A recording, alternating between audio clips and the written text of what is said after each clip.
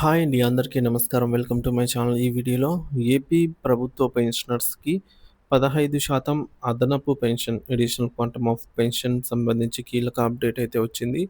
మరి దీనికి సంబంధించిన పూర్తి వివరాలైతే వీడియోలో తెలుసుకుందాము. వీడియో అయితే ఎక్కడే గాని స్కిప్ చేయకుండా ఎండ్ వరకు చూసేయండి. అప్పుడే ఇన్ఫర్మేషన్ పూర్తిగా అర్థమవుతుంది. అలాగే వీడియో చూస్తున్న ప్రతి ఒక్కరు వీడియోకైతే లైక్ చేయండి ఫ్రెండ్స్. ఈ వీడియోని తోటి ఉద్యోగ పెన్షనర్ మిత్రులతో అయితే షేర్ చేయండి. కొత్తగా మన ఛానల్‌ని చూస్తున్నవారు ఇంకా ఎవరైనా సబ్స్క్రైబ్ చేసుకోకుంటే వెంటనే మన ఛానల్‌ని సబ్స్క్రైబ్ చేసుకోండి. దీని ద్వారా నేను చేసే ప్రతి ఒక్క వీడియో మీ వరకు రీచ్ అవుతుంది. సో, ఇక ఆలస్యం చేయకుండా వివరాల్లోకైతే వెళ్ళిపోదాము. ఫ్రెండ్స్, ఇక విషయానికొచ్చినట్లయితే ఏపీ పెన్షనర్లకు 15% అదనపు pension additional quantum of pension గురించి ఏపీ ప్రభుత్వ పెన్షనర్లు తమ జీవిత చరమకంలో అదనపు పెన్షన్ కోసం దశాబ్దాలుగా ఎదురుచూస్తూ ఉన్నారు. వయసు పైబడిన వారికి అదనపు ఆర్థిక భరోసా కల్పించే ఈ పథకం అమల్లో ప్రభుత్వాలు చూపుతున్నటువంటి నిర్లక్ష్యం, పెన్షనర్ సంఘాలు చూపుతున్న ఉదాసీనత కారణంగా వేలాది మంది పెన్షనర్లు తమ న్యాయమైన హక్కుకు దూరమవుతూ ఉన్నారు. వివిధ రాష్ట్రాల హైకోర్టులు, చివరకు సుప్రీంకోర్టు కూడా పెన్షనర్లకు అనుకూలంగా తీర్పిచ్చినా కూడా క్షేత్రస్థాయిలో పరిస్థితుల్లో మాత్రం మార్పు రాకపోవడంతో పెన్షనర్లు తీవ్ర ఆవేదన వ్యక్తం చేస్తూ ఉన్నారు. అసలు వివాదం ఏమిటి అని చూసుకున్నట్లయితే ప్రభుత్వ నిబంధనల ప్రకారంగా పెన్షనర్లకు 70, 75, 80, 85, 90, 95, 100 సంవత్సరాలు పూర్తయిన ఇక్కడ మనం గుర్తుంచుకోవాల్సింది పూర్తయిన తర్వాత వారి బేసిక్ పెన్షన్‌పై నిర్దిష్ట శాతం అదనపు పెన్షన్ చెల్లిస్తారు. అయితే అసలు వివాదం అంతా వయస్సు పూర్తి కావడము అనే దానిపైనే మాత్రమే ఉందన్నమాట. సో, ఈ యొక్క పదం మీద మాత్రమే ఉంది. వయసు పూర్తి కావడం అని. ఇక 70 సంవత్సరాలు పూర్తయి 71వ సంవత్సరంలోకి అడుగుపెట్టిన తర్వాత మాత్రమే అదనపు పెన్షన్ ఇస్తామనేది ప్రభుత్వం యొక్క వాదన. కానీ పెన్షనర్స్ మరియు పెన్షనర్ సంఘాలు మాత్రం 69 సంవత్సరాలు పూర్తయి 70వ సంవత్సరంలోకి అడుగుపెట్టిన వెంటనే ఇవ్వాలి అని వీరి వాదన.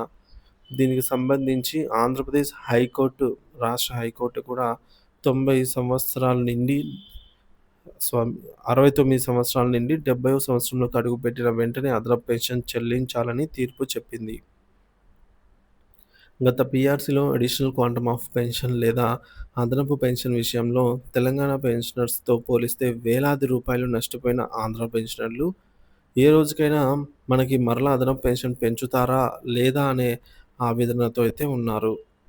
సో, తెలంగాణకి, ఏపీకి వ్యత్యాసం చూసుకున్నా చాలా వ్యత్యాసం అయితే ఉందన్నమాట.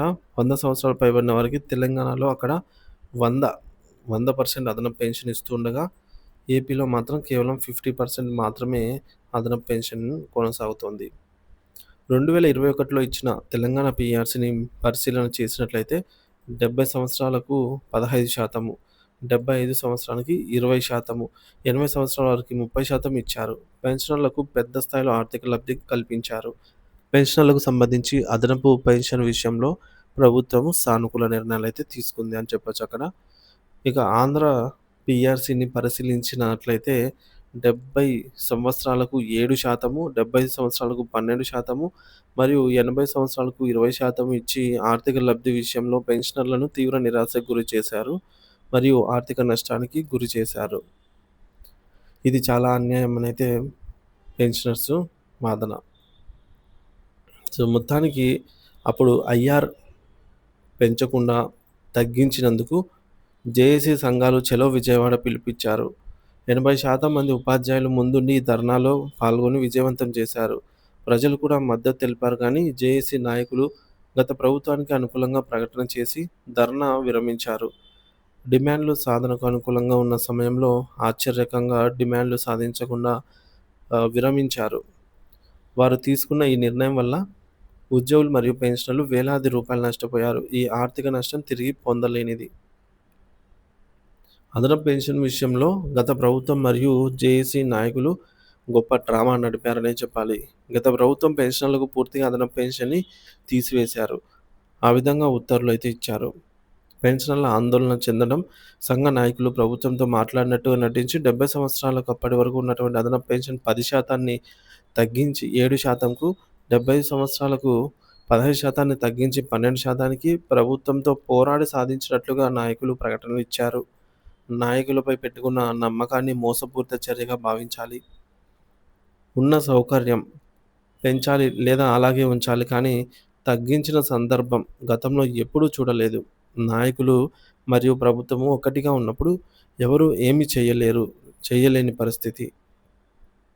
ఎన్నికల ముందు నాయకులు కొంత హడావిడి చేశారు.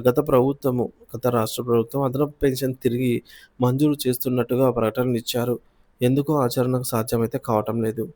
తెలంగాణ పెన్షన్‌లతో పోల్చినట్లయితే ఈ 5 సంవత్సరాల్లో లక్షలాది రూపాయలు ఆంధ్ర పెన్షనర్స్ కోల్పోయారు. ఇది అత్యంత బాధాకరమైన విషయం. ఎందుకంటే పెన్షనర్లకు పదవీ విరమణ తదుపరి తాను మరియు భార్యకు సుమారుగా రూ. 5,000 నుంచి రూ. 20,000 వరకు మందులకు మరియు ఆరోగ్యం కొరకు ఖర్చు చేస్తూ ఉన్నారు. ఇది బయటకు కనిపించనటువంటి ఖర్చు. హెల్త్ కార్డులు ఉన్నా సరిగ్గా పనిచేయకపోవడం మరింత ఆందోళనకు గురిచేస్తోంది. కొంతమంది మెడికల్ రియంబర్స్‌మెంట్‌పై వైద్యం చేయించుకున్నా ఆ బిల్లులు క్లెయిమ్ చేసుకోవడం అత్యంత కష్టంగా ఉన్నది. ఈ మధ్య కాలంలో అదనపు పెన్షన్ కోసం ఆంధ్ర పెన్షనర్ల పార్టీ అధ్యక్షులు సుబ్బరాయన్ గారు ప్రభుత్వంతో ప్రయత్నాలు చేస్తున్నారు. ప్రభుత్వం దృష్టికి గణాంకాలతో ఒక రిపోర్ట్ సబ్మిట్ చేశారు. చూద్దాం ఏం జరుగుతుందో. జేఏసీ నాయకులు పూర్తిగా గత ప్రభుత్వానికి అనుకూలంగా పనిచేశారు అని. ఇప్పుడు ఏపీ ఎన్‌జీఓ అధ్యక్షులుగా విద్యాసాగర్ గారు ఎన్నికయ్యారు. నిబద్ధత ఉన్న నాయకుడు. గత నాయకులుగా కాకుండా జేఏసీ నాయకుడిగా వీరి నాయకత్వంలో సమస్యలు పరిష్కరించబడతాయనైతే ఆశిస్తూ ఉన్నారు. రాష్ట్రంలో సుమారు 4,00,000కు పైబడి పెన్షనర్స్ ఉన్నారు. కానీ కనీస నిరాశ కలిగించే అంశం ఈ సంఘాలు ఎవరికి వారే పనిచేస్తున్నారు. ఈ సంఘాల ఉద్దేశ్యము పెన్షనర్ల సమస్యల సాధన కానీ ఐక్యత లేదు. పెన్షనర్ సంఘాలు ఏదో ఒక జేఏసీలో ఉన్నారు. జేఏసీ నాయకులు 90% ఉద్యోగుల సమస్యలని ఎజెండాలో పేర్కొంటున్నారు. 1 లేదా 2 సమస్యలు పెన్షనర్లవి ఉంటున్నవి. పెన్షనర్ల సమస్యలు అధికారుల దృష్టికి పెద్దగా ఫోకస్ చేయటం లేదు. ఇక నాన్ ఫైనాన్షియల్ చిన్న సమస్యలు కూడా పరిష్కారం చేసుకోలేకపోతున్నాము ఈ సందర్భంగా. ఫర్ ఎగ్జాంపుల్ చూసుకున్నట్లయితే ఎక్స్ సర్వీస్ పెన్షనర్ భార్య లేదా భర్త యొక్క పుట్టిన తేదీ పేస్లిప్‌లో నమోదు కొరకు ఇప్పటికీ ఉత్తర్వులు పొందలేకపోతున్నాం. ఈ కారణంగా సర్వీస్ పెన్షనర్లు ఆందోళన చెందుతున్నారు. కుటుంబ పెన్షనర్లకు పుట్టిన తేదీ నమోదు కాక అదనపు పెన్షన్ పొందలేకపోతున్నారు. అలాగే సీఎఫ్ఎంఎస్‌లో సమస్యలు కూడా. ఏదేమైనా కూడా రాష్ట్ర పెన్షనర్ సంఘాల నాయకులను మరియు ఆంధ్ర పెన్షనర్ల పార్టీ అధ్యక్షులను కోరేది కొత్త పీఆర్సీ వచ్చే ముందు అదనపు పెన్షన్ మరియు గత పీఆర్సీలో ఎనామలీస్ అంటే ఎర్న్డ్ లీవ్స్ డిఫరెన్స్ మరియు ఇతర పీఆర్సీ సమస్యలు పొందటానికి కృషి చేయవలసిందిగా రాష్ట్ర వ్యాప్తంగా ఉన్న పెన్షనర్స్ అయితే కోరుతున్నారు.